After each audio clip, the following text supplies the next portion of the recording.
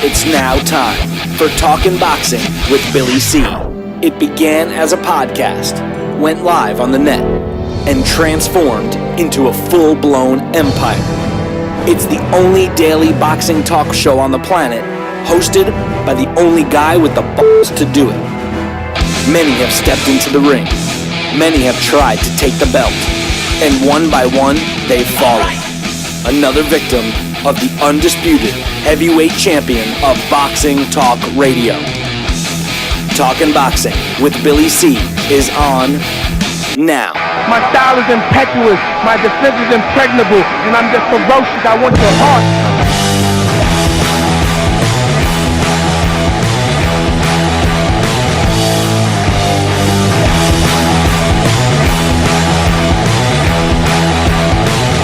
And we're coming to you live from the Billy C Studios in Lake George, New York. I'm Bill Calogero, and it's time for the Billy C Show. Good morning, good day, good evening, whenever you're listening. I hope you're doing all right. It's balmy here in upstate New York. It's going to get up to maybe 20 today. Yeah, and people were walking around yesterday. I think it got up to 18, and people were talking about, Oh, it's so nice out. It's so beautiful. I'm taking a walk. It's 20 degrees. That's not beautiful. That's not nice. You know, well, considering what we're supposed to be getting this weekend, minus 23. Now, I'm not talking about wind chill. I'm talking about real degrees. I mean, the polar bears, they're built for this. Billy C is not. I'm in sweatshirts. I'm in the studio. And by the way, it has heat. It's not like we don't have heat in here. Can't take it. Today's show being brought to us in part by Sal's Neighborhood Pizzeria and Italian Restaurant located on St. Simon's Island in Georgia. Check out the website, www.salsneighborhoodpizzeria.com, or give my man a call, 912-268-2328, 912-268-2328. We'll find out why I go all the way to St. Simon's for an authentic Italian meal. And speaking of St. Simon's, join us on Friday, January 19th at the beautiful Sea Palms Resort. Sal and I are going to be doing another Billy C boxing event where you can enjoy not one, not two, not three, but 4 classic fights that we're going to rebroadcast. And we want you part of the audience. You can mingle with some former world champions. We're going to throw some food out for you guys. There's going to be a cash bar set up. Another great time at the Sea Palms. Go to seapalms.com. Give them a call. Tell them you want a room for the weekend. Bring the family. Go out on the pool. Play some golf. Do whatever you got to do. What a beautiful place. Check it out, cpalm.com. Just mentioned the Billy C boxing event for Friday, January 19th. And finally, today's show is being brought to us in part by You Got It, my book. Tom Molyneux, From Bondage to Baddest Man on the Planet, is available right now where all good books are sold. And you can get a copy of this book right now while you're watching or listening to the show. Just visit barnesandnoble.com or amazon.com. Hey, listen, you looking to get a signed copy? Don't worry about it. Visit my website, www.billycboxing.com, and click on the book. You can't miss it. The infamous Jeremy C. has it all over the website, so you're not going to miss that. But anyway, coming up a little bit later, we're going to be doing some emails. I got some emails to read. And also, I managed to pick up the major fights. You know, I went and looked at what people want. You know, a lot of people saying, this is the fight I want for 2018. Well, I put a collection together of the fights that you guys, not specifically my listeners that come and respond and interact with the show, but generally boxing fans, what has been posted around about their dream fights of 2018. And a couple of them are layups. We all want to see the main ones, like, Deontay Wilder finally fighting someone, like, let's say AJ. But some other fights I was a little surprised about. So we're going to get into that. I got an update on Vinny Pazienza, or Vinny Paz. He officially changed his name, by the way.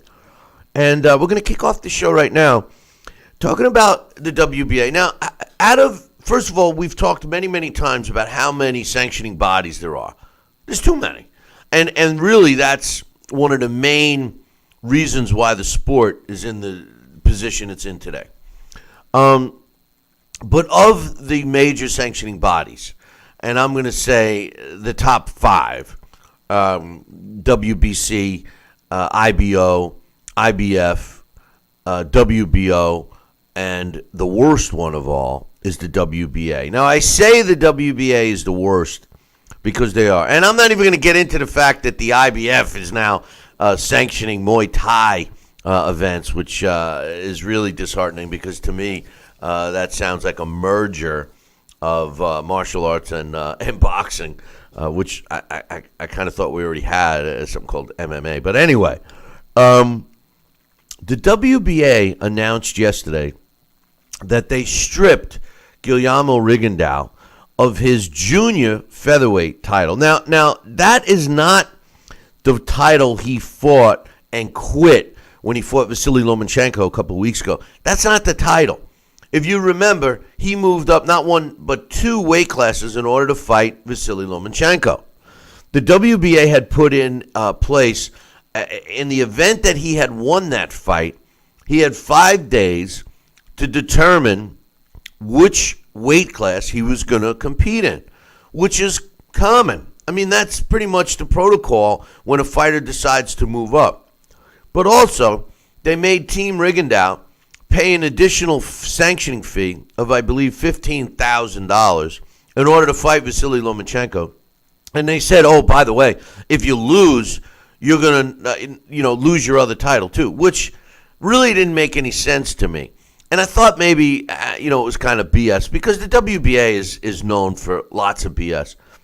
But it was announced yesterday that they indeed stripped Guillermo Rigondeaux of his junior featherweight title. Now, putting aside the performance that he had against Vasily Lomachenko and the fact that he quit and the fact that he let all of us down in terms of just pure boxing fans. And listen, let's be real. This is not hindering the performance by Vasily Lomachenko in any way, shape, or form because the guy dominated the fight. There's no question about it. But the WBA stripping Rigondeaux of a title that was 2 weight classes below, to me, just doesn't seem fair. How many fighters in the history of the sport have moved up to challenge for other belts? And whether they succeeded or not, yes, the normal protocol was they had to decide which weight class they were going to fight in. But more often, if they lost, they still had their other title. And then if they would decide, hey, do I want to defend that? Do I want to give it up? Do I want to campaign in another weight class, et cetera, et cetera? WBA, the scumbags that they are, didn't even give Guillermo Rigondeaux that shot. Joining me right now to get his thought from St. Simon's. I'm laughing at you because, you're sitting there like you were shocked that the camera was going to go to you. It's like, me? What? My thoughts? What? Anyway, Hey, Sal Rocky Cenicola joins us right now. Hey, Sal, I mean, all kidding aside, and I know it's hard to put the performance that Rigondeaux made. I mean, it was a piss poor performance. There's no question about it.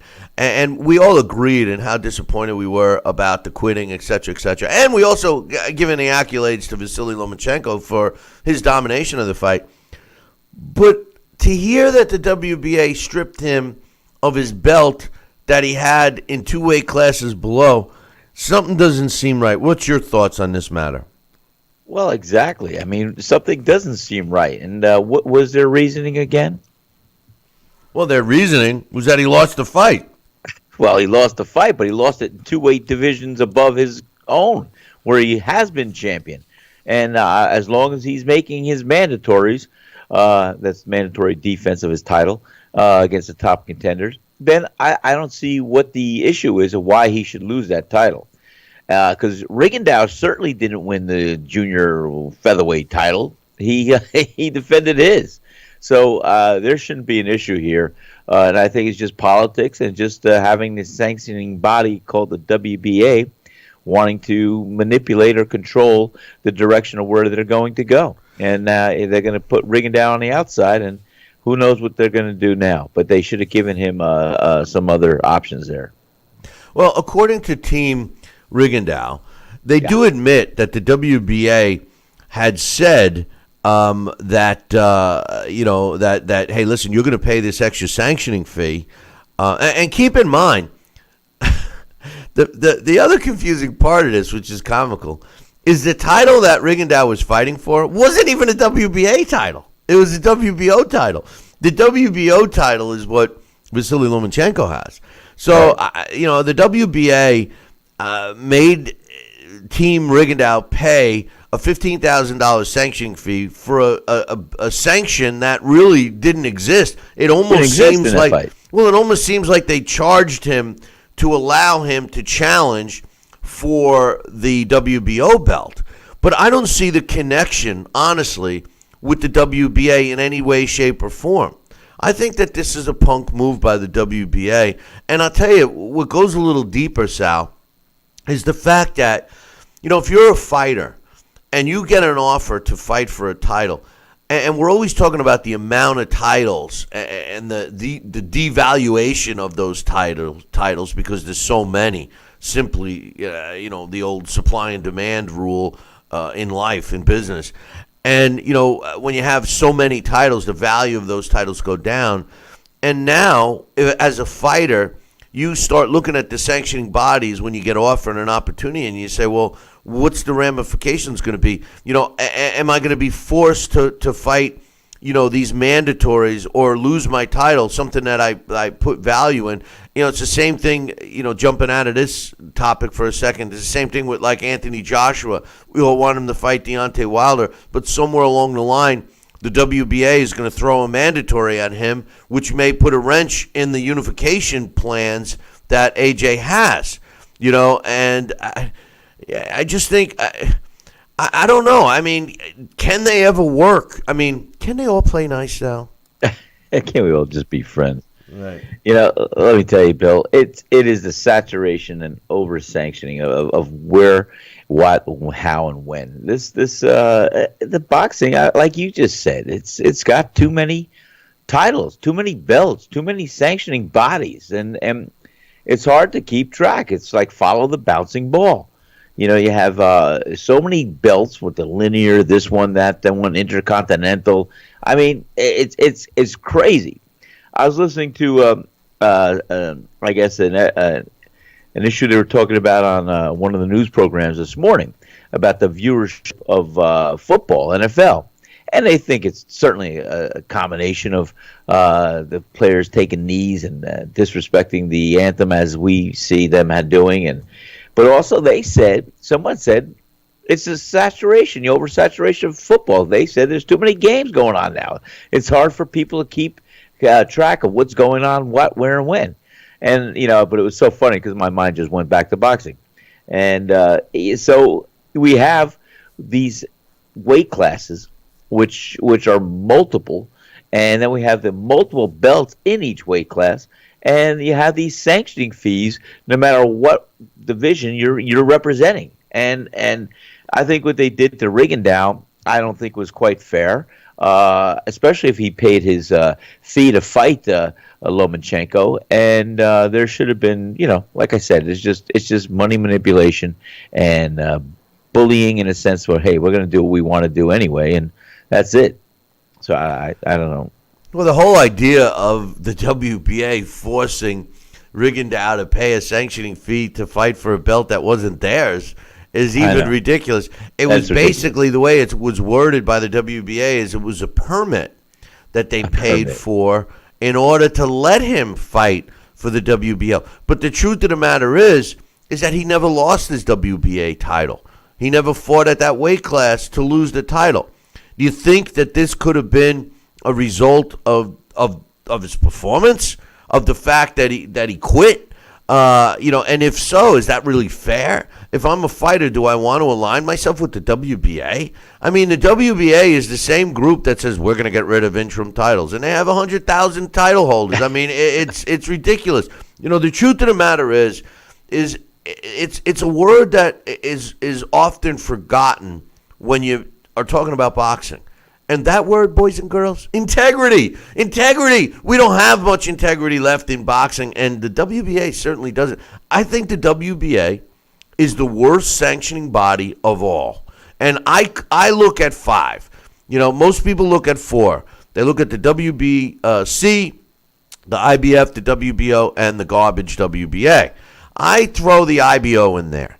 And the reason why I throw the IBO in there is because I think that the IBO is a good sanctioning body. I really do. They don't get the recognition. Hey, listen, anytime a sanctioning body puts out the rankings and they have a computerized ranking system that their own champions might not even be the number one guy, to me, that's a legitimate sanctioning body. They're being honest. This is the best guy. He's not our champion, but he's the best guy in the division. You know, I mean, that's realistic. When you look at some of these but when you look at some of these sanctioning bodies, Sal, you see these guys. Like yesterday, we were reading the top 15 for the WBA. Freza Cuendo hasn't stepped in the ring in 3.5 years. How is he still in the top 5? It doesn't make sense. It doesn't make sense. The IBO removes you from rankings after you don't fight for 1 year. WBC removes you from the rankings if you don't fight for a year. I mean, any legitimate sanctioning body, you can't consider a fighter active if he hasn't fought for over a year. Maybe you stretch it to 18 months. Maybe there was an injury involved. 3.5 years, Sal? Come on. I think all of the legitimacy of the WBA goes out the window with that. What do you think?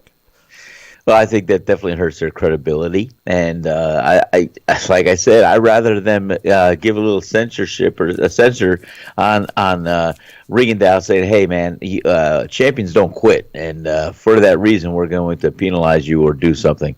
I mean, because legitimately, I don't think even though he said he broke his hand or hurt his hand, no medical records said anything else different than hey, guess what? His hand doesn't appear to be broken.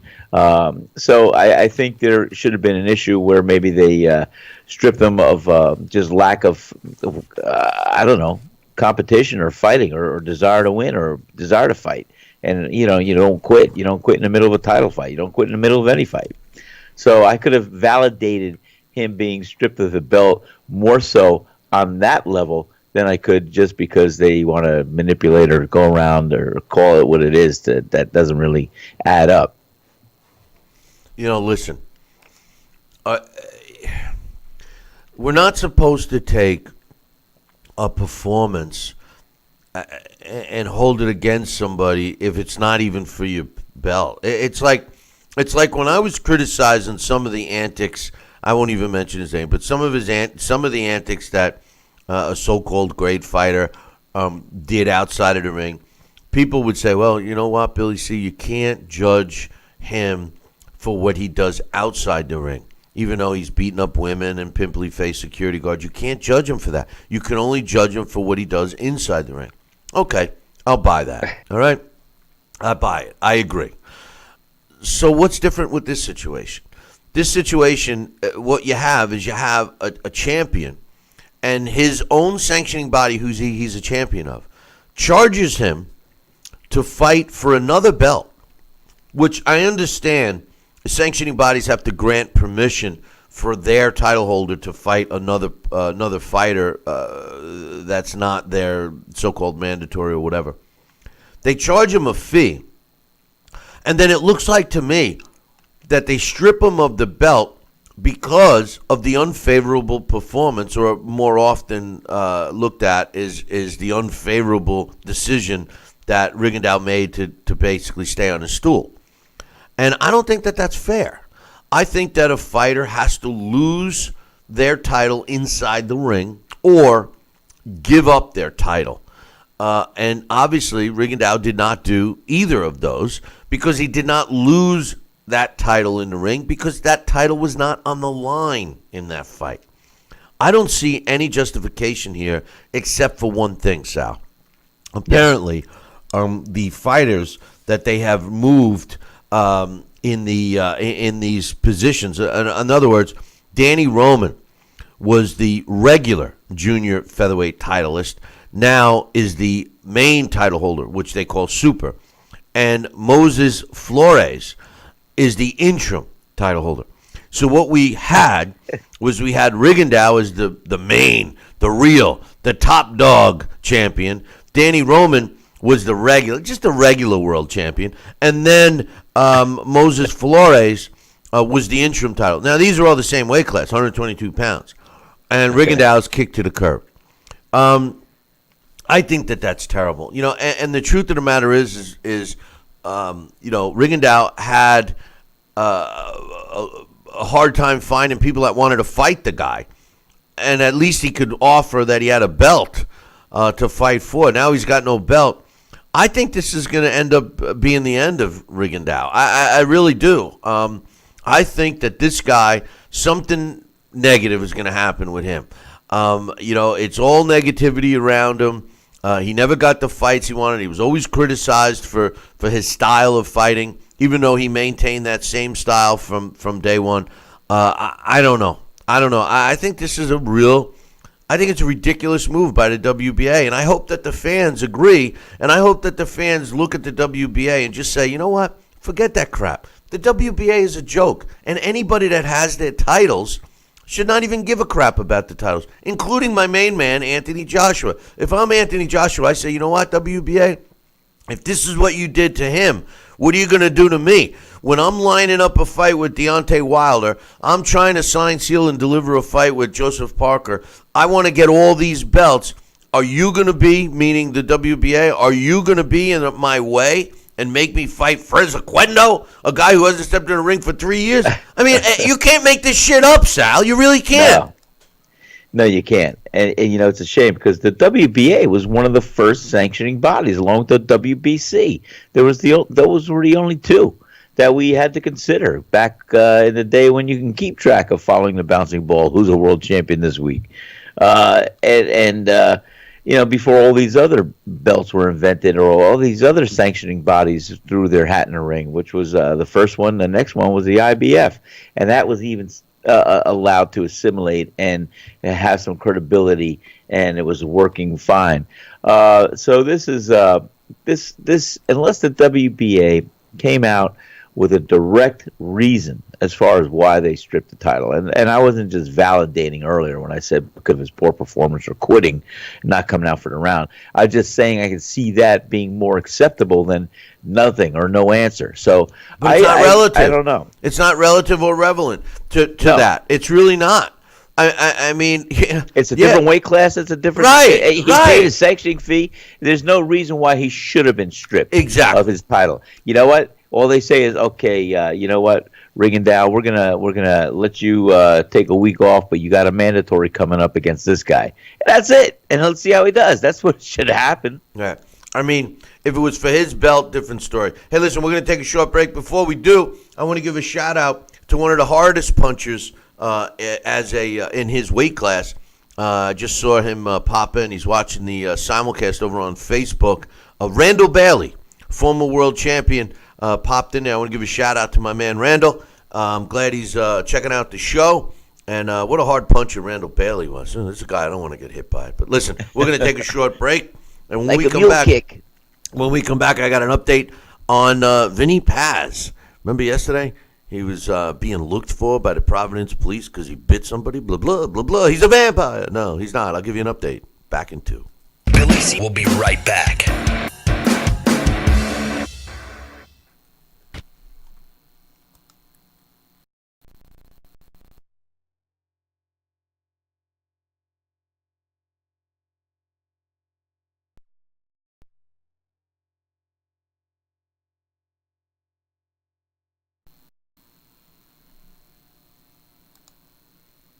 Broken air conditioning, $4,400. Failing refrigerator, $2,500. Don't let outrageous repair and replacement bills like these bust your budget. Get the First American Home Warranty Plan. And when a covered appliance or system breaks, we'll repair it or replace it for you. We had a high-end dishwasher go kaput.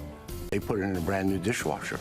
We have plans that cover air conditioning, most appliances, plus heating, plumbing, electrical systems, and much more. Plans start as low as $25 a month. Why let a major appliance or system breakdown bust your budget or go through the hassle of finding trustworthy service people? Last year alone, we saved our customers over $120 million. Don't wait until something breaks and you're stuck with a huge bill. You save a lot of money. It's absolutely worth it. If you don't have First American Warranty, get it. Call 1-800-946-6234 for your free no-obligation quote. Looks like you're not sleeping well. How did you know? And Megan! Hey, you're that guy. The My Pillow guy. That's right, and I'm here to help you get the best sleep of your lives. Just like all of you out there, I had problems sleeping. I had tried every pillow out there and none of them worked. That's why I invented My Pillow. My patented fill adjusts to your exact individual needs and helps keep your neck aligned. My Pillow will hold its shape all night long, regardless of your sleep position, for the best sleep of your life. Call or go online to order My Pillow Premium, and Mike will give you a second pillow absolutely free. Use the promo code on your screen to get 2 My Pillows for the price of 1. Don't delay. Order now. You're sleeping better. Much better. And you're looking good. Feeling good. I knew you would. For the best night's sleep in the whole wide world, visit mypillow.com. If you or a loved one have had hernia repair surgery with mesh reinforcement and suffered infection, chronic pain, mesh migration, mesh failure, organ damage, or needed additional surgery, call the Rely On Group right now. You may be eligible to receive a cash award and compensation for your medical expenses. Your voice deserves to be heard. Call the Rely On Group to be connected with a personal injury attorney for a free consultation. Call 800-715-4869. That's 800-715-4869.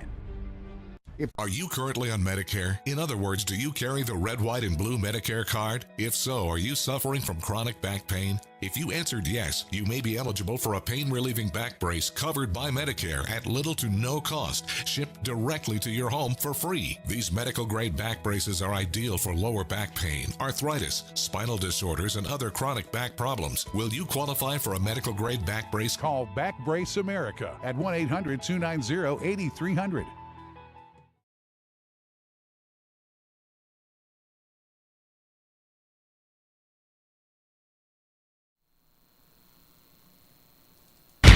Check out BillyCBoxing.com now, or feel the wrath of the mighty mustache. Oh, that hurts. Why are you doing that to my face? I hate you. That's BillyCBoxing.com. Consider this your warning. Now back to Billy C. Interact with the show at BillyCBoxing.com.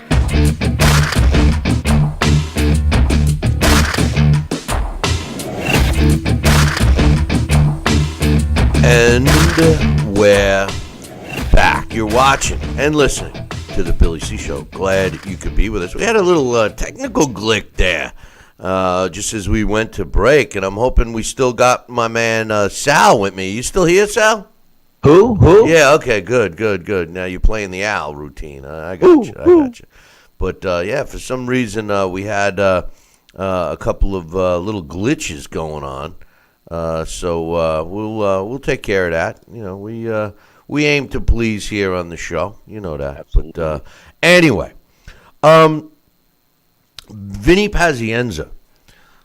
We talked about it yesterday, Sal, and Vinny Paz, as he's known now, was accused of biting a guy, and the Providence police was looking for him. Well, he appeared in court yesterday. 5-time world champion, and everybody who never watched him live, that movie that was put out 2 years ago, Bleed for This, was based on his life. He broke his neck, blah, blah, blah. Vinny Paz appeared in court yesterday with a couple of black eyes. His version of the story is that he was attacked and robbed of the $16,000. The other guy says that Vinny Paz beat the hell out of him, took the money from him, and bit him on the neck. So I don't know. They're setting up a time to go and go back to court. Somebody asked Vinny Paz if he regretted taking the law into his own hands. What do you think he said, Sal? You knew Vinny Paz pretty well. What do you think he said when they said to you, hey, because he was appeared with black eyes, didn't enter a plea, is going to be back in court in April. As he's leaving the room, they said, hey, Vinny, you regret taking the law into your own hands? What do you think he said? Said no, because I responded based on my instincts, and the guy came up and he stole from me and tried to take care of me, and I had to take care of him. That's what he said. I don't know all the rest of that, but he did say no. You were right about that. Survey says, did he say no? Yes, he said yes, no. yes. Sal is correct with that. Yes, you are. But anyway, hey, something else I wanted to mention.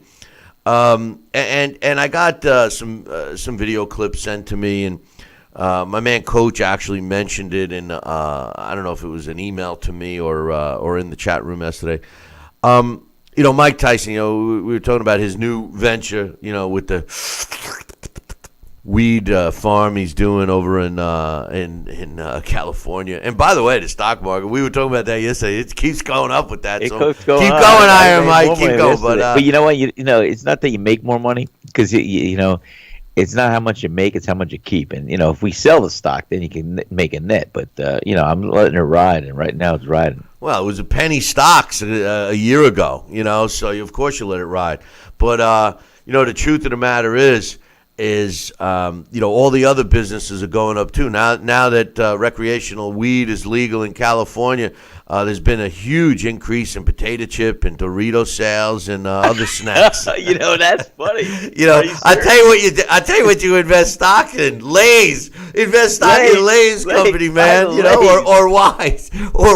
But anyway, Mike Tyson, Coach reminded me of something, and Coach was present, so was I.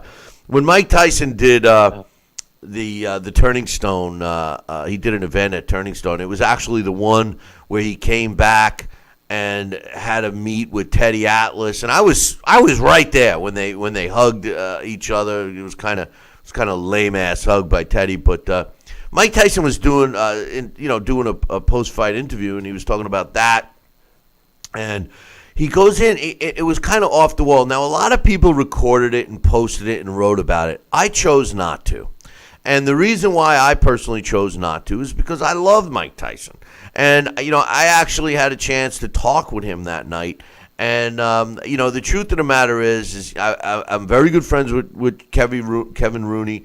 And, I just did not want to add to all of the plethora of people that publicized his breakdown, and it was a breakdown, and I kind of put it out of my mind a little bit, and then Coach reminded me, and what sticks in my mind, he was talking about the Teddy Atlas thing and blah blah blah, but what sticks in my mind is that he says, he's talking about drugs, and obviously this was several years prior to the pot farm thing, but he's talking about drugs and alcohol.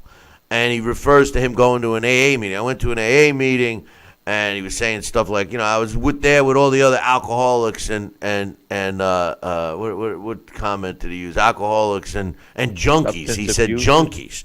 I was there with my fellow alcoholics and junkies, he says. Oh, boy. And he starts going on, and, you could see something happen. And all of a sudden, it sticks in my mind. I'll never forget it. He goes, I've been lying to everybody. He says, I'm proud to say that I've been sober, and he holds up 6 fingers, and he goes, 6. Now, before he said another word, I'm thinking, my mind flashes, and I'm going, 6 years? Has it been 6 years? And I said, well, it can't be 6 months, right? I mean, only 6 months? 6 days? 6 years? Hours? He goes, 6 days. I've been sober for 6 days. I've been bullshitting everybody. I'm a junkie. I'm a drug addict. I'm an alcoholic. People think I've been sober for years. He says, I've been sober for 6 days. And it was just, he actually got a standing ovation in that conference. But, the truth of the matter is I was shocked that he comes out with 6 years, 6 months, 6 days. I mean, but obviously Mike has got his life straight. It's a benchmark, Well, that's why you got to start somewhere. Well, that's why the people, gave him, the kudos. A standing ovation. Yeah. Because the next day he could say 1 week. Right. He could say 1 week. Because he's running out of fingers. But the truth of the matter is Iron Mike will always be one of my favorite fighters, and I wish all the best for Mike Tyson. That's for sure. But anyway, I got some emails to read, and this first one, in case y'all forgot, that number one platinum album by Roy Jones Jr. It's his song. In case y'all forgot, Well, Case incidentally, y'all Roy forgot. Jones Jr. is fighting again, which I think is a joke. But anyway, because he's gonna find some punching bag that's got arms and maybe they won't have any arms. I don't know, but in case y'all forgot. Every time I say that, I think of this stupid song. But Sal and I are doing another Billy C event, January 19th, and we want you guys to be there. Absolutely. And we're gonna have some former world champions there, and we put out a nice little spread. You got some food. We don't include the alcohol for free. The food's for free, but we don't include the alcohol for free. But there's Premier alcohol. But there's a cash bar there, so you can buy the alcohol. But we are going to show not one, not two, not three, but 4 classic fights. And we're going to just show them consecutively. It's not like you're going to be there for 9 hours. The event is about 3 hours long, I think. But we had a really good time last time. And, we hope that a lot of you that didn't go, that wanted to go, makes the plans. I know it's soon. It's 2 weeks. But do it, especially if you're in the Northeast and you're freezing your tushy off right now like the rest of us. There's no place better to go than St. Simon's. And don't worry about them getting an ice storm and everything yesterday. But they'll have plants. And, hey, we're going fishing, right? Are we going to have time to go fishing, Sal, by the way? We can go crabbing. We can go fishing. No, I didn't say crabbing. Leave the girls out of this. I'm talking about fishing. We got to go fishing because I want to drive all the way down. That's it. One of the days I'm going to go. Well, that I'm down there preparing. We're going to go fishing. You promised. I think I have it on air. You know what I want to do? Seriously, and I will tell you this: for one of my birthdays, Kayla brought the kids and I, and we went fishing, and we had a charter. His name was Captain Warren. I'll tell you, out of St. Mary's. This guy knew exactly where to go. We caught so many fish. It was a plethora of fish and species. I caught the whole alphabet. It was albacore, bonita, barracuda, cobia. See, I did the first 3 letters. Yeah. And we caught everything. This boat, I felt like the SS Minnow. It was starting to sink in the water because we got so many fish. We had to call it a day after 6 hours of fishing. We couldn't fit any more fish on board, and they were huge and game fish. We had a blast, and we went back to the guy's house. We all cleaned them. This guy, what a gem he was. I'll tell you what. Billy, I want to take you on that kind of trip. Well, we're gonna go. We're gonna let this Captain Warren take us out there, and I'm gonna tell you what. You're gonna catch more things. You're gonna catch more than a cold, pal. Well, book it, Dano. And did you say book it, Dano? That's a funny thing. Did you say a gay fish? I didn't know fish were gay. Game. Oh, game. You didn't say. You didn't speak. You didn't speak. Cold. This one, that one. Hey, Slip. I asked this fish to play a game. I said, bite the hook, please. Hey, Slip. You didn't speak clearly on that. You're not speaking clearly. But anyway, getting back to my topic, our event that we're doing that we want you to just get a hold of the CPOMs.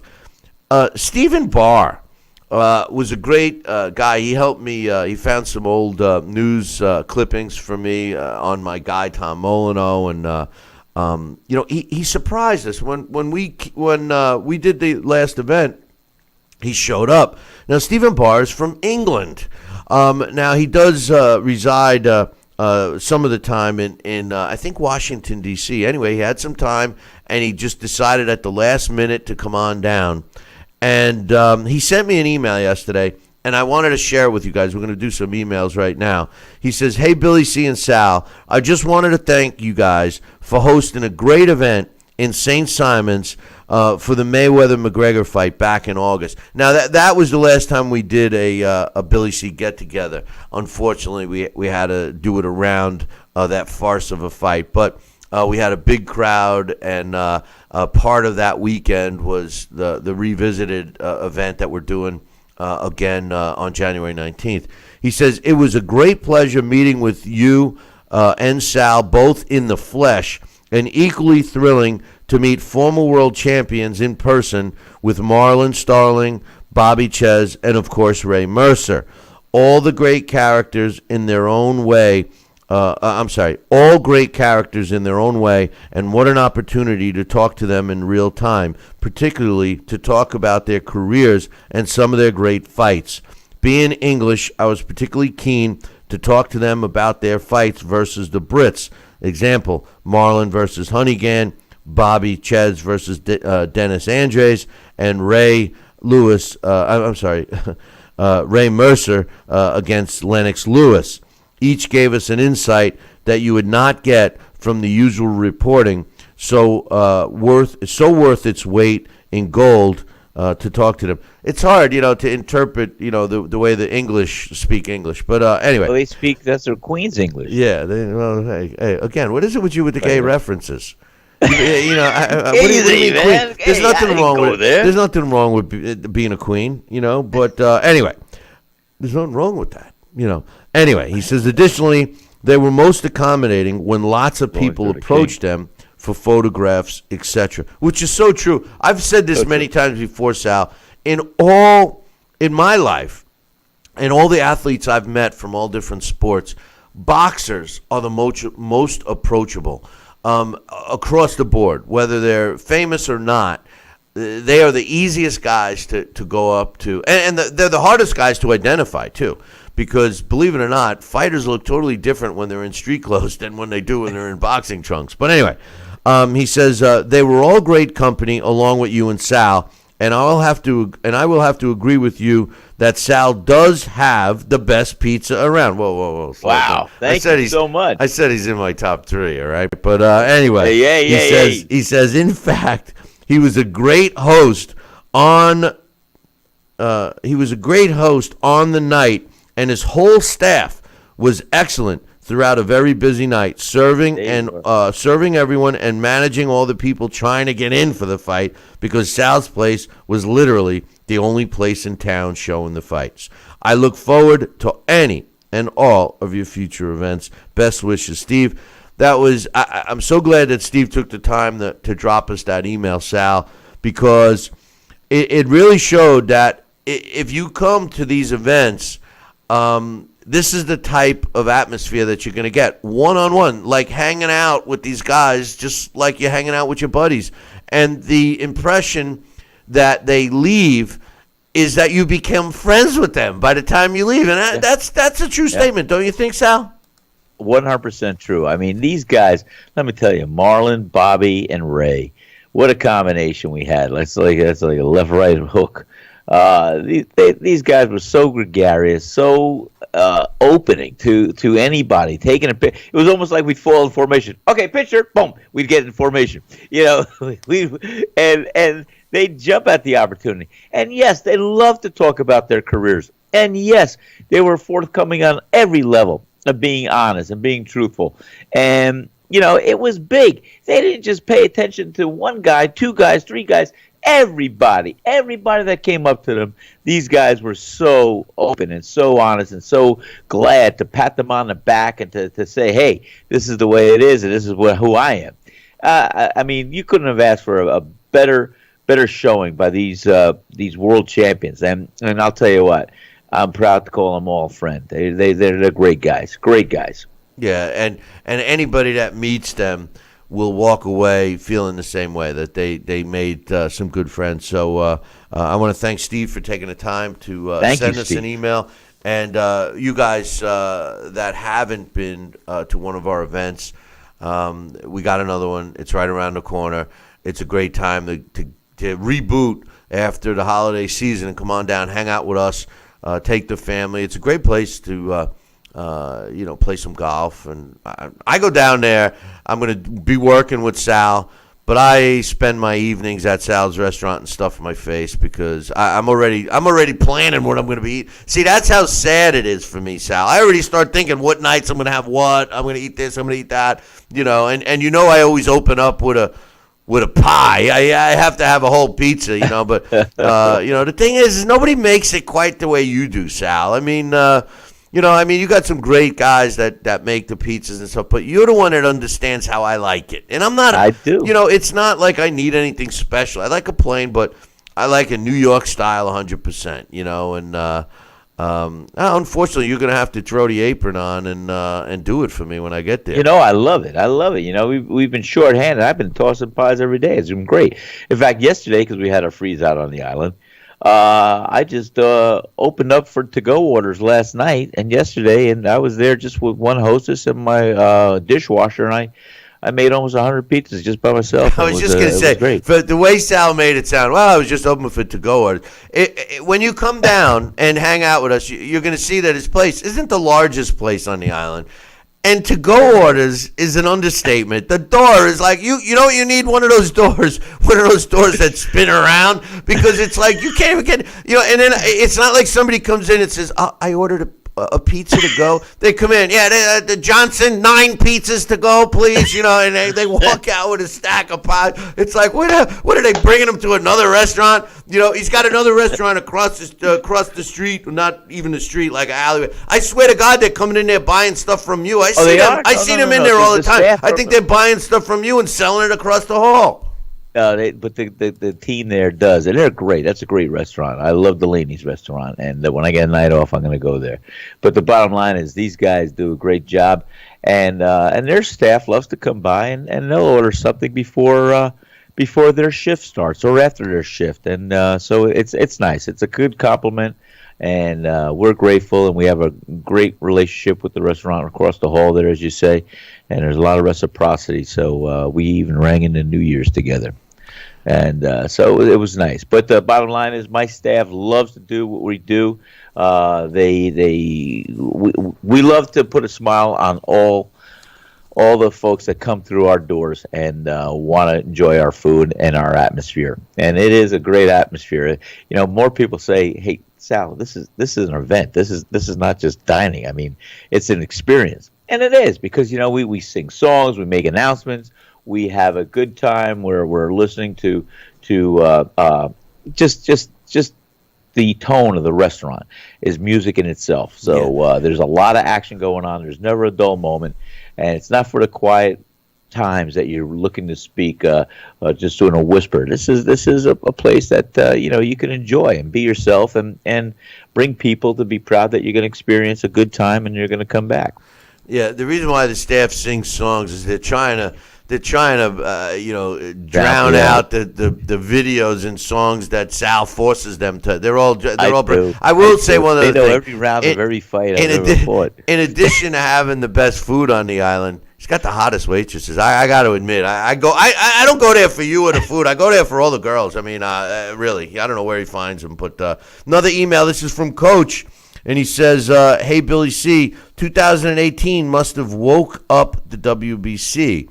Finally, no step-aside money for Elder Alvarez, and we get Alexander Godzik versus Alvarez, with the winner, the so-called mandatory, to fight Adonis Stevenson versus Badou Jack winner. He says it smells a lot like another belt sale. This time, Al Heyman is the dealer. Who found Stevenson, and how did Jack leapfrog over all the other 175-pounders? Now, he says who found Stevenson because Adonis Stevenson seems to have disappeared. People are trying to build a 175-pound weight division as being a hot division. I'm not so sure I agree with that right now. To say that Alvarez once again has to fight someone else before he fights Adonis Stevenson, this time Godzik, and then Alvarez, and then the winner of that fight fighting the winner of Stevenson against Badou Jack. Badou Jack, as you recall, had a great fight with James DeGale at 168. He moved up to 175, and he immediately gets a world title shot. I have a hang-up with that, Sal. I believe that fighters, and even with Terrence Crawford, I believe that, and I think Terrence Crawford could arguably be the number one pound-for-pound fighter right out there right now, between him and Vasily Lomachenko. But the truth of the matter is that, what are you supposed to do? I mean, did I pass by a break? Was I supposed to take a break? I think we passed right by it, Sal. Well, it's coming up. I think it's coming by. Maybe it passed by 8 minutes ago, but no, I think we're going to I think we're not taking one. But anyway, the truth of the matter is The truth of the matter, I got talking about food and girls, but the truth of the matter is no matter staples of life. You're right, it is. The truth of the matter is when a fighter moves up, I don't care what his credentials are. I believe he's got to perform a little bit in that new weight class before he gets an immediate shot at the title. And the reason is simple. What about all the other guys that are working so hard? What about them? How come they're getting like the choice of words that Coach used, leapfrog? That's a great choice of words. I mean, what about the guy that's working his ass off in the gym, trying to climb the ladder of the contention, and all of a sudden he gets bypassed or kicked to the curb, or worse, all of a sudden gets lowered in the rankings for no apparent reason. He hasn't lost. He hasn't done this. He's been busy. He's doing everything that they tell you to keep doing. It's disheartening, and that's an understatement, don't you think, Sal? Well, yes, I agree with you. It is disheartening, and we should have definitely a little better communication there. Yeah, no doubt. I got another email. Oh, and by the way, that was great. You talk about visiting having an event coming down and see us. Coach was one of the guys we met, and it was fabulous to see Coach. All of a sudden, there's a guy here. I'm Coach. And like, hey, Coach, how are you? He came to our place, and it was great to meet him and his lovely wife, and I hope to see them again sometime. Just want to say that, Bill. Well, no. I had met, the first time I met Coach was, I believe, at the face-to-face. I think it was at the Turning Stone. I think I met him up there, and then I saw him. He was just sitting there. He was standing against the wall. Yeah, he was standing against the wall. Standing there, nonchalant, like, hey, I'm here. And then you did the double take, and you introduced me, and I was like, hey, wow, Coach. That's right. That was good. It was unbelievable. You never know who turns up. Thank you, Coach. I don't need to remind. Was that the same time we had to send a van full of fans home, and they've never listened to the show since? Yeah. Huh? Yeah. Is that the time? Do I gotta remind you about that, Sal? Huh? Do I? God, Sal, you're terrible. Those poor people they were from South Carolina. He came from Carolinas. Yeah. I think I gave him free food that night. That wasn't enough. They drove all that way. They were going to stay and everything. They should have called ahead. I didn't know they'd come with a van of people. I could only fit so many people in a restaurant, I know, but we were building it. Oh, come on. Sticking his head in there. Hey, come on, watch the fights. Oh, by the way, we only got room for like 9 people. Sorry, But 5 people. Anyway, we got another email. This is from my man Johnston, and he says, "Hey, Billy C and Sal. Yesterday I had a pop at the WBA for their ludicrous world rankings in the heavyweight division. Well, if you thought that was bad, then look no further than the light heavyweight rankings, as they must literally be taking the complete and utter piss." He says, "I stumbled across an article yesterday, and I have to say I was gobsmacked." That's another one of those English terms. I don't know what that is. I was gobsmacked at what I was reading. I could use that. Yeah, gobsmacked. That must be like shocked. I think that might be synonymous with shocked. I was gobsmacked, or how we would say here in the States, I was shocked at what I was reading. One of the things that I like with the Brits is when they say he was gutted. He was gutted over that decision. Like I think of a fish like getting fish. gutted. Yeah. Like a fish. But open him up with a knife. That decision was so bad. I was gutted over the But anyway, he says apparently in the 11th best fight. Apparently, the 11th best light heavy in the world, and the highest ranked Brit is a guy called Joe Fournier, who's 8-0 with 8 knockouts on BoxRec, but in reality, he's actually 9-0 with 9 knockouts. Now, for the younger generation who drink the Kool-Aid, as you like to put it, Billy C., his record on paper looks authentic. But if you do look closely enough, this guy is nothing but a novice. He's a 34-year-old nightclub entrepreneur who has more money than sense. He also stars on a TV show called £1 Million Party People, and his opponents, and that's not weight, they call that money over there, and his opponents have a combined record of 26 wins, 76 losses, and a draw. Of course, he's also appeared on a David Hay undercard, one of your favorites, Billy C. Yeah, he knows I hate David Hay. He says the guy who wrote the article actually compares him with John DuPont from the documentary Foxcatcher, which is spot on. The worst of it all, and the reason why his 9th victory, which he won in the Dominican Republic last year, does not appear on BoxRec is because he's currently banned by NATO, N-A-D-O, until December 2020. You know, the reason why is because of steroid use. And we were talking about this guy. I think Jesse had asked me what I thought of him. But anyway, he says granted, he did appeal, and it was reduced to June 2018. So how on earth his mythical 9th victory shot him into the top 15 for the WBA rankings is anyone's guess. The dangerous part of it all is that he will now have some hungry British light heavyweights hunting him down for his ranking. The likes of Anthony Yarde and Frank Buglani could really hurt this guy. Should we feel sorry for the drug cheat rich man? The fluff without the stuff is one for Sal. And he says, here's another one for Sal. All the gear and no idea? Or do we condemn the WBA for being a bunch of half-breeds?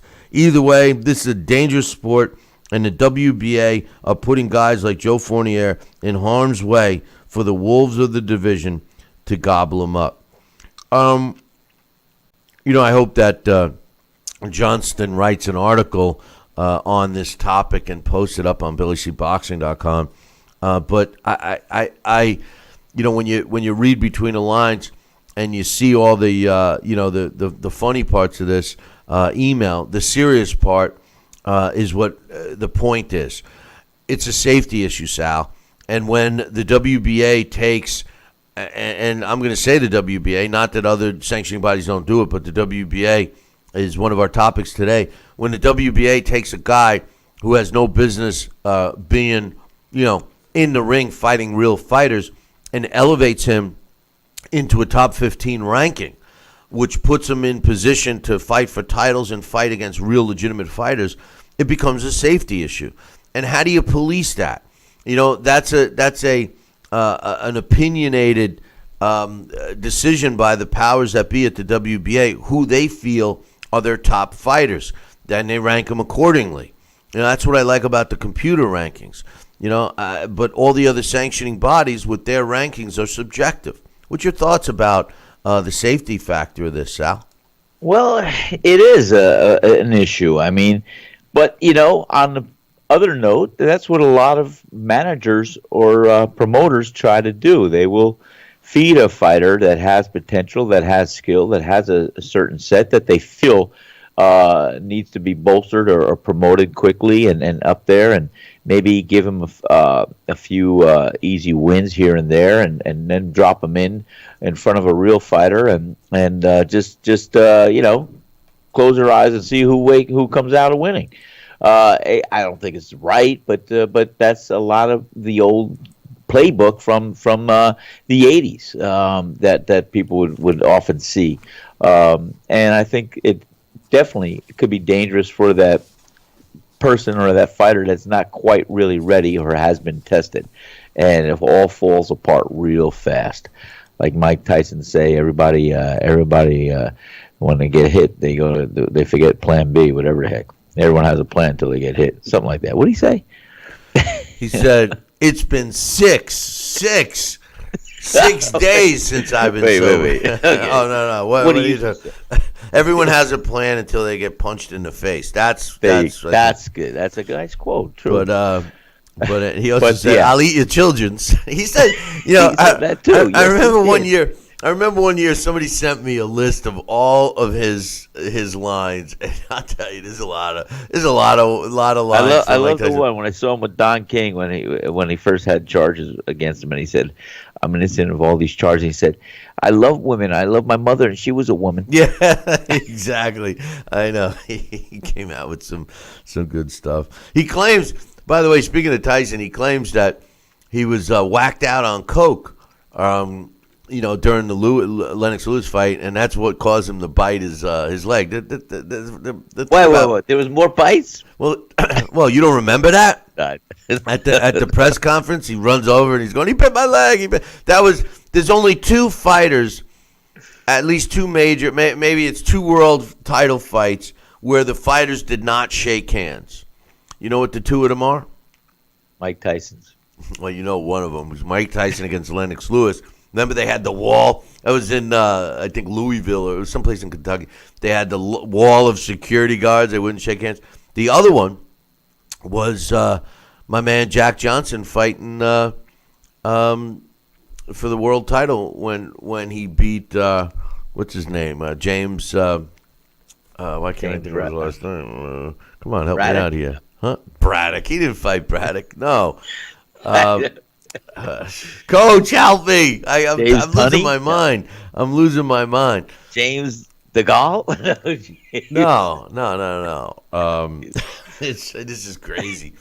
Oh, God. It's tough. Have another cup of coffee, man. It's got to open up those brainwaves. It's tough. Yeah, my brains are fired neurons. They're shot for sure. I'm waiting for somebody to help me out. Wait, let me bail you out. Hey, Billy C. What about the Georgia Bulldogs? Yeah, yeah. The national championship. He's telling me Galata. No, it's not Galata. It's oh God, why can't I? James Carney wrote a great book on him. I don't want to move past this because I can't believe it. I love this story, his life.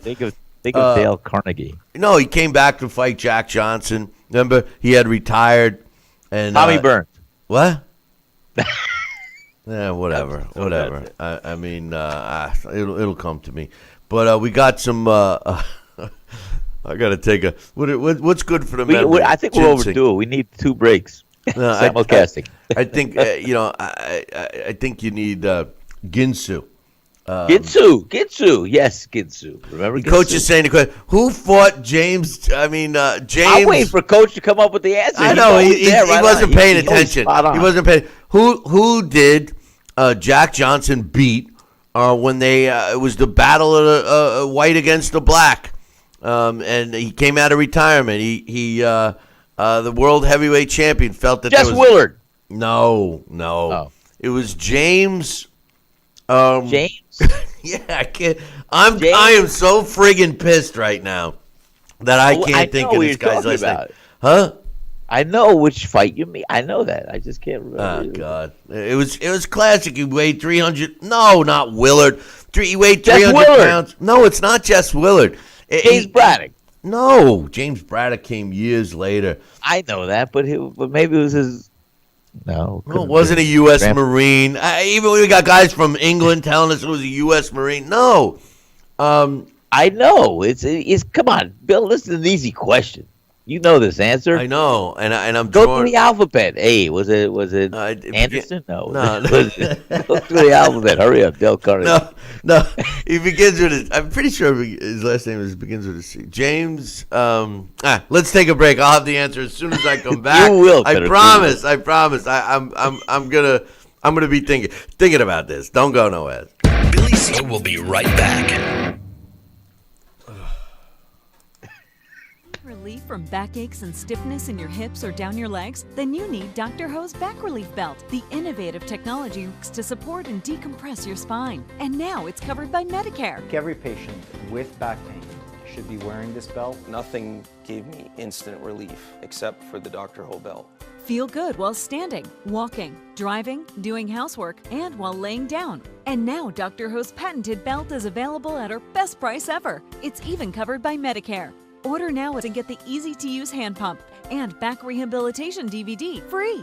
You know, similar belts can cost you almost $1,000, but my belts won't cost you $500, not $300, not even $200. I will give you my special TV price. And remember, Dr. Ho's belt is covered by Medicare. If you know a friend or family member that suffers with pain, get them my system today. Help them live with less pain, be more active, and get back to doing the things they love. Give them the gift of health. This is important news for women using birth control medications and devices. If you or a loved one have been diagnosed with a pseudotumor after using one of these birth control drugs or devices, you may be eligible for a cash award and medical expenses. Contact the law firm of Davis & Crump right now if you or a loved one have used one of these birth control medications or devices and were diagnosed with a pseudotumor to see if you are eligible for a cash award and medical expenses. Call Call now. Operators are standing by. Hologram USA presents a proposal to all investors. Hologram USA is an innovative three-dimensional patented technology that shifted the paradigm in media technology. Our patented hologram technology that brought you Tupac and Coachella, Whitney Houston, Billie Holiday, and many more is integrating live performances to bring your favorite past and present entertainers beyond your imagination. Invest in the patented technology before the banks scoop up all the stock. Invest in Hologram USA today. Hologram USA Flagship Theater, located on Hollywood Boulevard's Walk of Fame, is the first of many to come. Call now to be part of the explosive growth. Pick up the phone. Dial the number on your screen now. Invest in Hologram USA today. Call the number on your screen right now to learn about this investment opportunity. Call 800-624-1673. 800-624-1673. Are you currently on Medicare? In other words, do you carry the red, white, and blue Medicare card? If so, are you suffering from chronic back pain? If you answered yes, you may be eligible for a pain-relieving back brace covered by Medicare at little to no cost, shipped directly to your home for free. These medical-grade back braces are ideal for lower back pain, arthritis, spinal disorders, and other chronic back problems. Will you qualify for a medical-grade back brace? Call Back Brace America at 1-800-290-8300.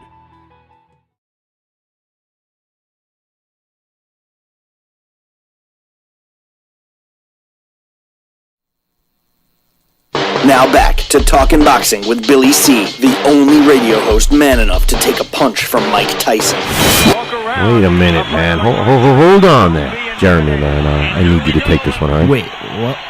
No way. I can't do this. Need I remind you I'm Billy C., damn it? Now put on that mustache and get in there. Hey, look at me. I'm Billy C. Crap.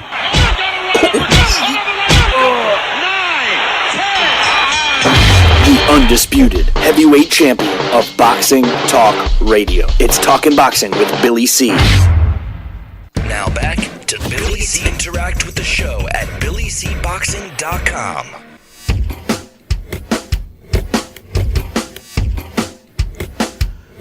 And we're back. You're watching and listening to the Billy C. Show.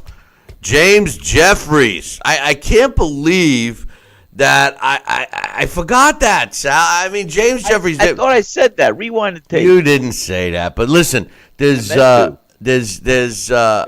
great book that I read about James Jeffries, and this guy.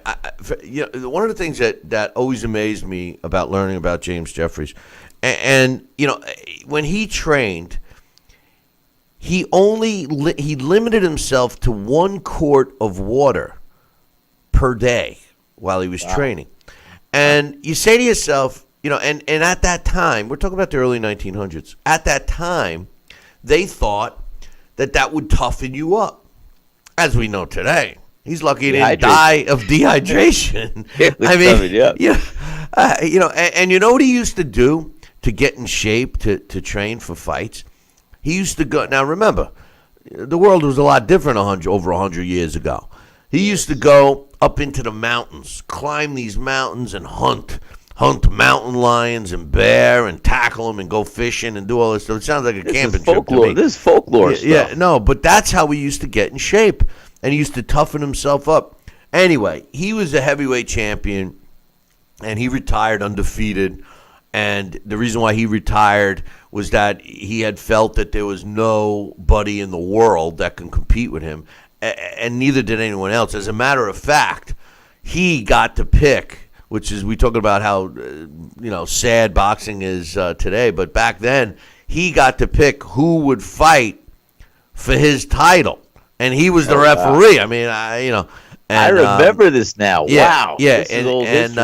And he picked for that, picked the fighters, and then that was the battle cry when when Jack London, who was a great writer. I've told you guys about an essay he wrote called "A Piece of Steak," which got me into the sport when I was a kid. Didn't he write about wolves too? I think I read The Sea Wolf. The Sea Wolf. It was another great book that Jack London wrote. But what he did in the newspapers. Now this was a totally different time. Prejudice was was at its worst. That's why they call it Jim Crow America at the time. But Jack London used to write in the paper on a daily basis begging James Jeffries to come out of retirement to save the white race. Jack Johnson had since become the champion. And, he's going, oh, save the white race. It's up to you. It's up to you, James. Come and save us. And James Jeffries really didn't want to fight. He was over 300 pounds. He had an alfalfa farm in California, and he was very happy. But the pressure from the media and boxing fans and everything else forced him to come out of retirement. And he did get back into shape, but he was no match for my man, Jack Johnson. Jack Johnson beat the hell out of him.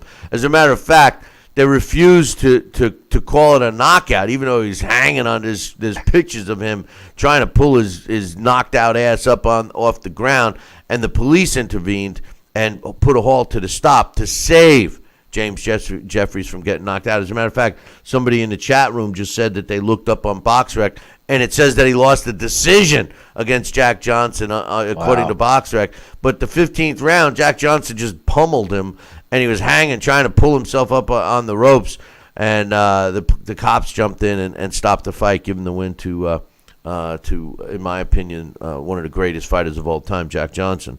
But anyway, I had lost my mind. I could not think of James Jeffries' last name, and that was really bothering me. But anyway, so I like I said in the beginning of the show, Sal, there's some fights that I've collected along the lines of from fight fans that feel that are must see for 2018.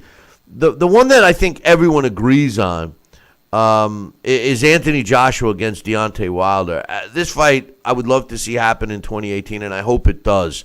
Not only does it put two knockout artists against each other, not only does it put arguably the two best heavyweights in the world against each other, it's good for the sport. And when you have the demand for this kind of fight, I hope that the powers that be don't pull the old let's let it marinate some more, because it's marinated enough. Oh, yeah. What's your thoughts? You said it. We've been talking about this fight for a long time, just like we've been talking about Canelo Alvarez versus Triple G. This fight should, and I hope will, take place in 2018. And I hope it will do so before the end of the summer. And I'll tell you what, it's going to be two worlds colliding. And I think, you can't really, you can make an argument why you think one fighter might beat the other, but I think it's going to be a great fight. And I think it will live up to the expectation. And I think there's going to be a fight full of a couple surprises. Well, I think that... but it's got to take place first. Yeah. I mean, we could theorize over everything, but the darn fight's got to take place. It should take place this year. Well, I think I think it should take place this year. I think will continue the uprise of the sport or re-rise of the sport. And I think that it's important. Not only is it life-changing money involved for both fighters and everyone involved, but it's an important fight for the sport. And I don't see, a lot of times, like for example, Pacquiao against Mayweather, it was anticlimactic. We waited 6 years for it, and then it happened, and it just did not live up to the expectations. And, we all felt that it would have if it was fought several years earlier. The difference between this fight and that fight, I mean, aside from weight class, is that Anthony Joshua and Deontay Wilder are both big, strong guys. And even the loser in this fight, Sal, is a winner. Because as long as they don't get blown out in 30 seconds, and if it could be as up and down, so to speak, as Klitschko Joshua was, or back and forth, and both fighters hit the deck and get up, it'll be memorable. So to me, this is a win-win fight for both fighters. I can't see it being a dud. I can't see it being anticlimactic. Both fighters want to knock each other out. Deontay Wilder doesn't know anything else, and Anthony Joshua is priding himself on breaking fighters down. I can't see it being less than a great fight, and there's no reason we should wait for this one. No, I agree with you 100%. It's like years ago, I wanted to see that third Leonard and Durant fight, and I thought that waited too long before it happened. But we want to see this fight definitely soon. It's got to be this year, and I hope they do so before the end of the summer. Another fight that I saw that a lot of people want to see in 2018 also has Anthony Joshua in it, except it's against Tyson Fury. I can understand why there's some interest there. Tyson Fury was the world heavyweight champion. He beat Klitschko before AJ did and then walked away. He's undefeated.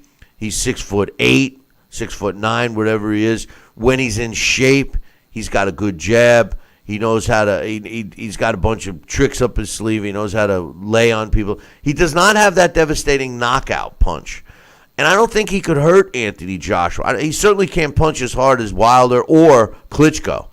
If you go back and watch some of his knockouts, I just don't think that he delivers his punches to take advantage of his size. But with that said, he's cagey. And I think, a lot of times these big fighters have a hard time fighting other big fighters.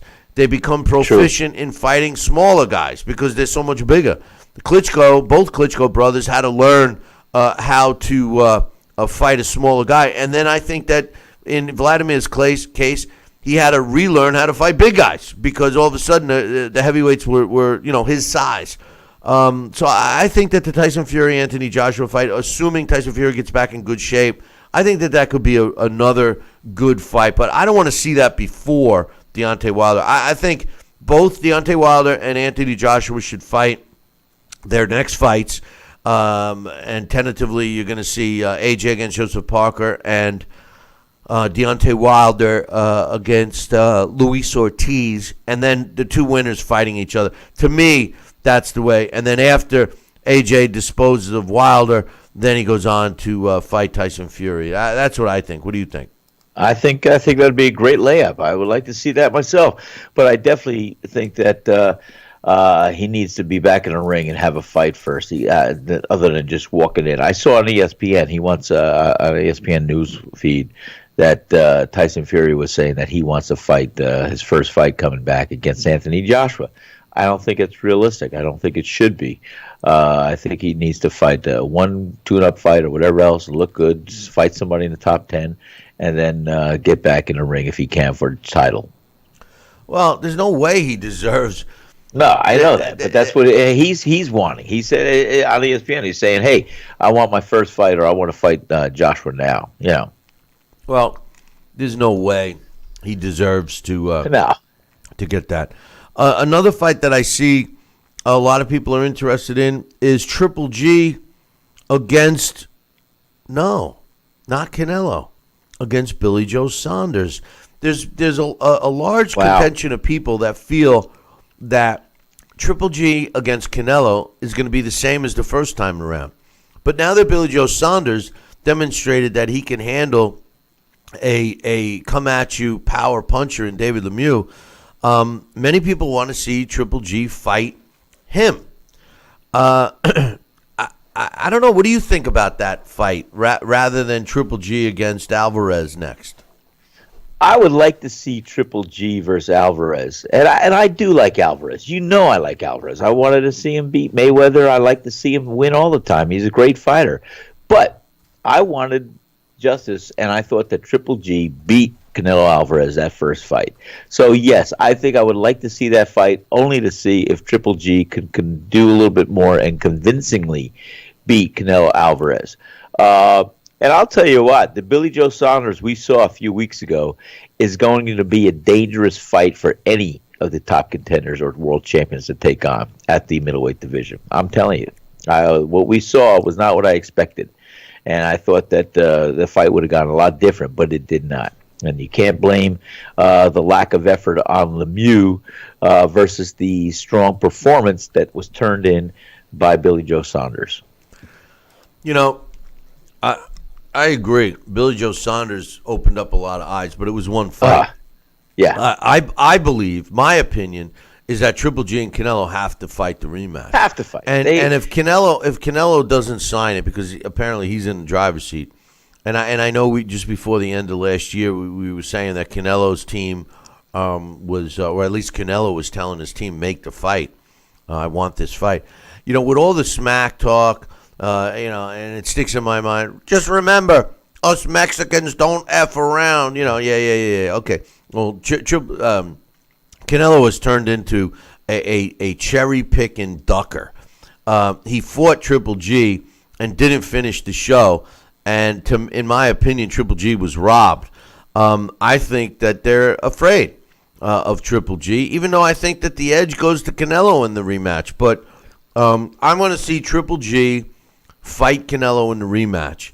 I want to see Billy Joe Saunders fight Daniel Jacobs. And then the two winners fight each other. Then the two losers fight each other. Then the winner of the two losers fights the winner of the two winners. That's what I see. I see a nice little round robin of title elimination. Yeah. I think that's great. I like the scenario. We got the middleweight division all sewn up for the fights we want to see this year. That's perfect, Bill. Some people want to see Canelo against Danny Jacobs. Now I say this: if Canelo fights Daniel Jacobs, I think Danny Jacobs is too big for Canelo. I think Daniel Jacobs fought very well against Triple G, and if it weren't for the knockdown, he might have squeaked out that win. So, no. Danny Jacobs against Billy Joe Saunders is legit in two fighters that are trying to position themselves to take on the number one middleweight, and as of now, that's still Triple G. What do you think? I think it's a great idea. I like that whole scenario. And I want to see Canelo Alvarez get back in the ring with Triple G. And Daniel Jacobs is a great fighter, and he could be in the ring with any one of these guys, and he could beat any one of these guys on any given night. I really believe he's got the ability. But Billy Joe Saunders, you cannot discount him. The Billy Joe Saunders we saw that night, like I said, Styles makes fights and all the other stuff, and he just dominated. And he might as well have thrown a lasso around what the hell, David Lemieux, and like a puppet. He just made him fight his fight, and Billy Joe Saunders, we know what he did. It was a one-sided fight. And I think a lot of middleweights out there will have a hard time trying to beat Billy Joe Saunders. He showed a lot, proved a lot.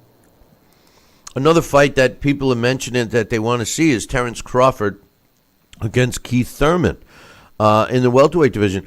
As much as I like this fight, I think Keith Thurman needs to fight Errol Spence.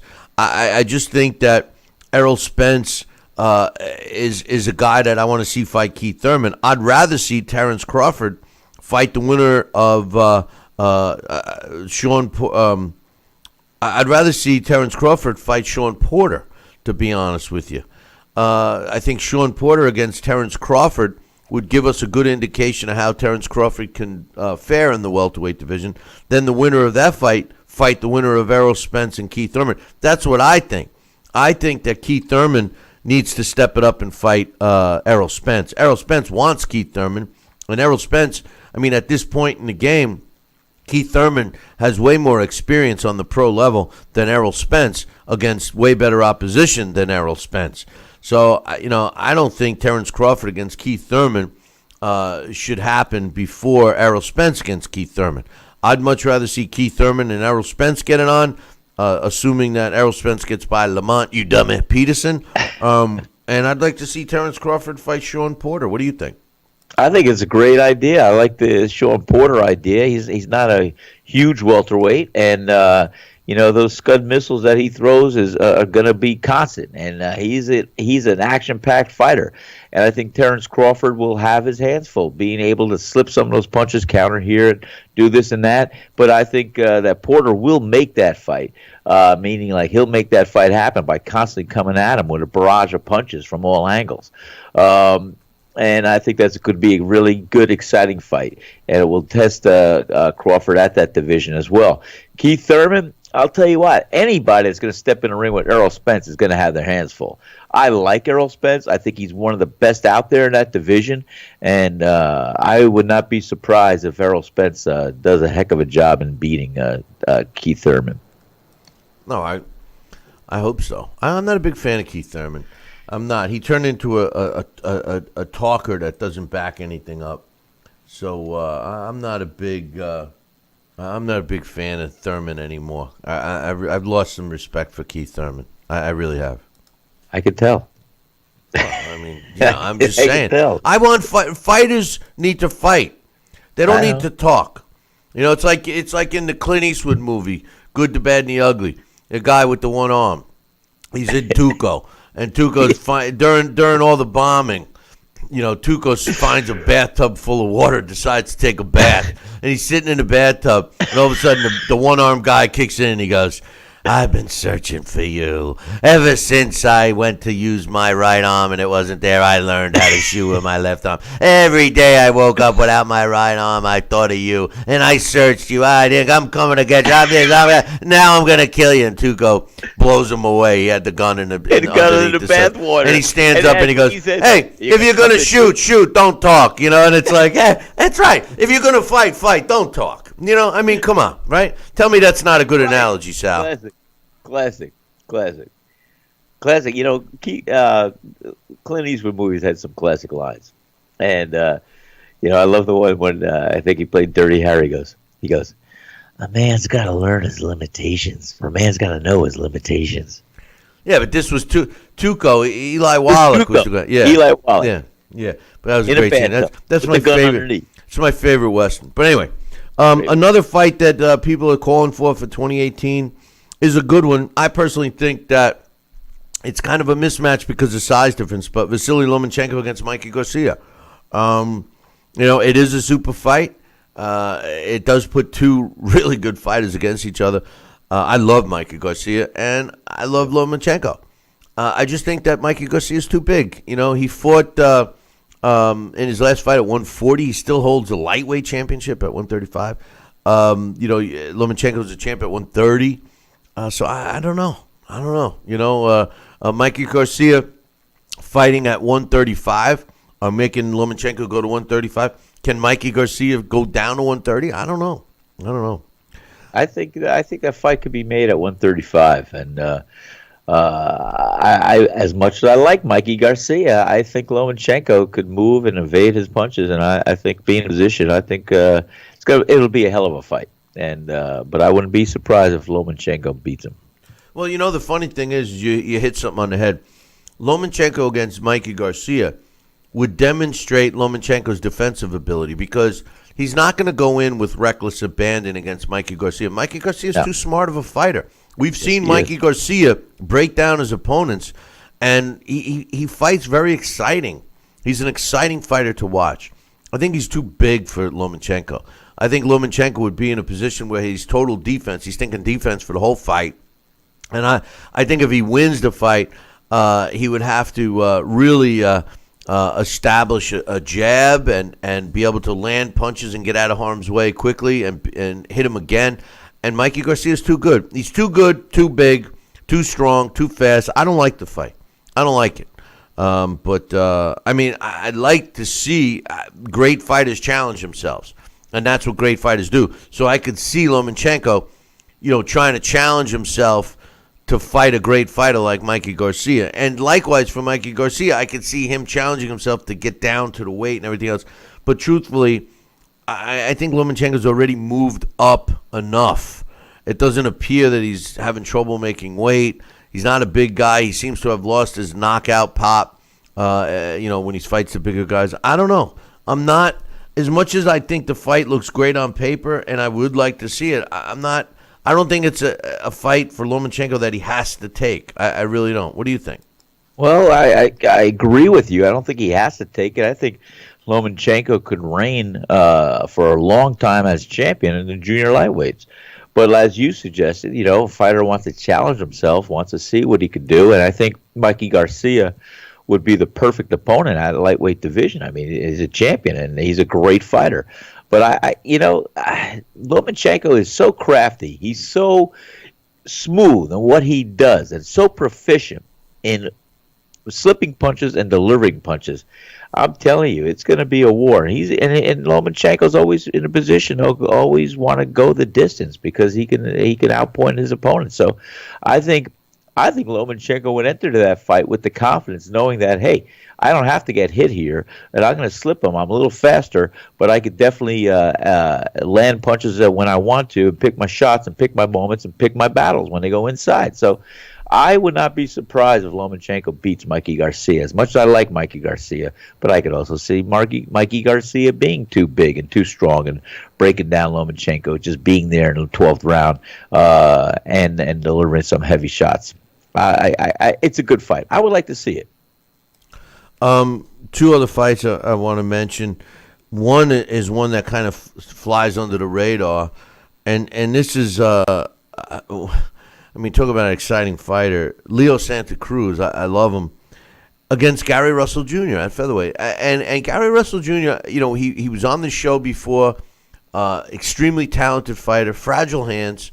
I question some of his opponents. It seems like they really overprotected him. There's a little asterisk next to him in my book because I wonder what they're afraid of. He displays everything you want to see in a young fighter. He's got the amateur pedigree. He's got hand speed. He can knock people out. He's tough to hit sometimes. I don't see why they're so hesitant to put him in. They put him in with a guy like Leo Santa Cruz. That's a tough fight because Leo Santa Cruz is relentless. We see him. He's not a flashy guy. He doesn't do anything special. He does take shots. His defense isn't that tight. But Leo Santa Cruz against Gary Russell Jr., I like that fight. I see Gary Russell Jr. being forced to show us everything he's got to fight Leo Santa Cruz. I hope they make that fight in 2018 because I like that fight. What's your thoughts? Yeah, right on the same page, Bill. I like that fight. I think both fighters will rise to the occasion and give it the best, and I see a good fight in that fight, a good action-packed fight. One other fight that people mention, and I have a hard time with it because I've turned into a guy that doesn't like either one of these fighters anymore. One of them I never liked. The other one I lost a lot of respect for, and I know you did too. But a name that the names that keep popping up, and this fight should have been made, years ago, literally years ago. Sergey Kovalev against Adonis Stevenson. Now, Adonis Stevenson, in my mind, is a fraud. Yes, he's got some great wins under his belt and stuff, but this is a guy who ducks more than the Quakers do. Quacking, get it? Ducks, Quakes. Right? I like it. You got it. The truth of the matter is Adonis Stevenson is a fraud. He's right up there with all the other frauds that I mentioned. Sergey Kovalev, the Crusher, who was feared by everyone. A guy like Andre Ward knocks him out. A guy who's not known for knockout power. Sergey Kovalev quitting, looking for the referee to help him. This is a fight I have no interest in seeing. I have no interest in seeing either one of these guys at the top of the pile of light heavyweights. Personally, I'd like to see both of them go away and make room for some of the new light heavyweights we got out there. Let's see some new guys. Let's see them earn the shots. Why do we need to keep reusing the names? Sergey Kovalev, they're trying to remarket him. Oh, I'm back. Oh, I'm the real Sergey Kovalev. Yeah, right. And Adonis Stevens is 105 years old. He's never fought anybody. I mean, there are some talented light heavyweights out there. Let's get rid of Kovalev and Stevenson. We're already rid of Andre Ward, so those three stooges are gone. I would hope that all three stooges would be gone, and then we could see what we got in the light heavyweight division. But a lot of people out there want to see Kovalev against Stevenson. What's your thoughts? Bingo. No, I think that, like I said, and like you said, I lost a lot of respect for Sergey Kovalev the night Andre Ward beat him. Not lack of giving Andre Ward the credit, just because I saw the lack of fire or fight and backing up what you want to say in Kovalev. And, I thought that he did quit. I think he got hit in the body and went down, and he was looking for a little help from the referee. And I think that it's no position that you want to see a world champion in without putting up a fight or trying to get off your feet or trying to get up on your feet. And so I lost a little respect for him there. I think Stevenson, as you said, he's a retread. He's been there, done that. He hasn't really shown what he can do against a real top guy on some levels. And I have no desire to see this fight. I really don't care too much about this. Yeah, I'm with you. I've lost, all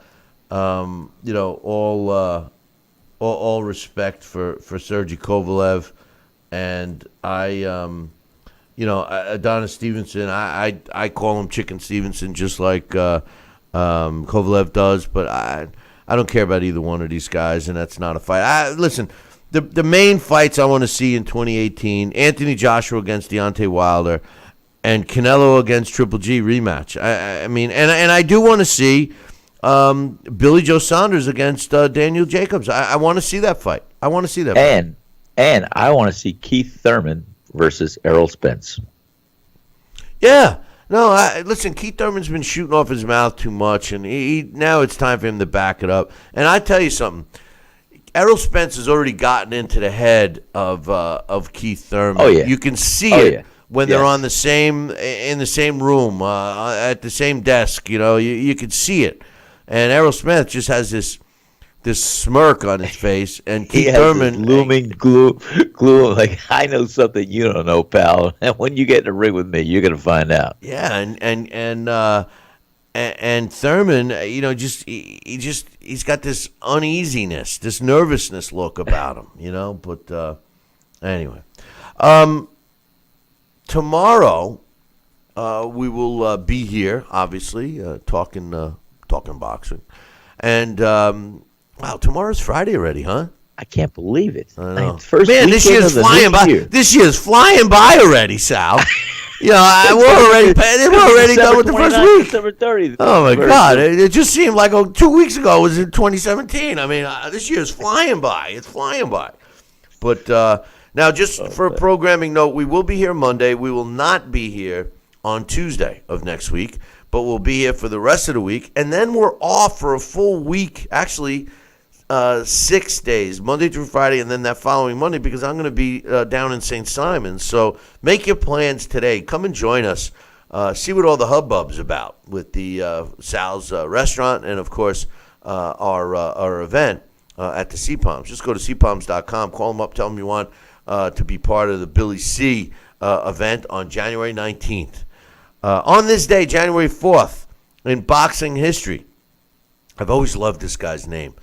In 1943, Slugger White wins a 15-round decision over Willie Joyce to win the vacant Maryland World Lightweight title. It took place in Baltimore. Now, during this era, a lot of states had their own world titles. So did England. They had the London World title. This was an era where they had a little rebooting of themselves. So it's not just today. And boxing was good again after. Let's make boxing great again. Wait a minute, I've heard that before. Anyway, on this day in 2003, Luis Perez wins a 12-round decision over Felix Machado to win the IBF junior bantamweight title. It took place in Washington, D.C. On this day in 1964, Eddie Perkins knocks out Yoshinori Takahashi in the 13th round to retain his WBC and WBA junior welterweight titles, and that took place in Tokyo, Japan. On this day in 2003, DeMarcus Chop Chop Corley wins a 12-round decision over Randall Bailey to retain his WBO world junior welterweight title, and that took place in Washington, D.C.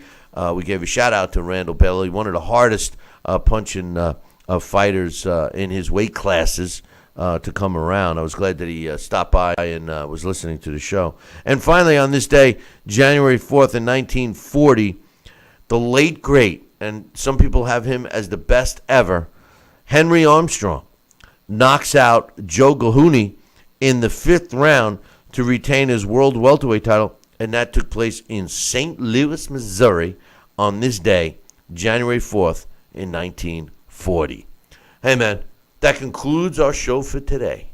If you're on the East Coast, buckle up, get ready. It's going to get cold. If you're in the South, I know down towards the city, It's already snowing down towards the city, New York City. It's already snowing. I know the south, where Sal is, got hit a little bit. It's moving north, but get ready. You're going to get some snow, and then the cold comes in. Yeah, I know. It's in the teens where I am right now, but that's not even cold. The cold is going to be 23 below on Saturday. Oh, my God. I'm shivering just thinking about it, Sal. I really am. But anyway, hey, listen, everybody. Make sure you tune in tomorrow morning. Same bat time, same bat channel. Until then, ciao, baby.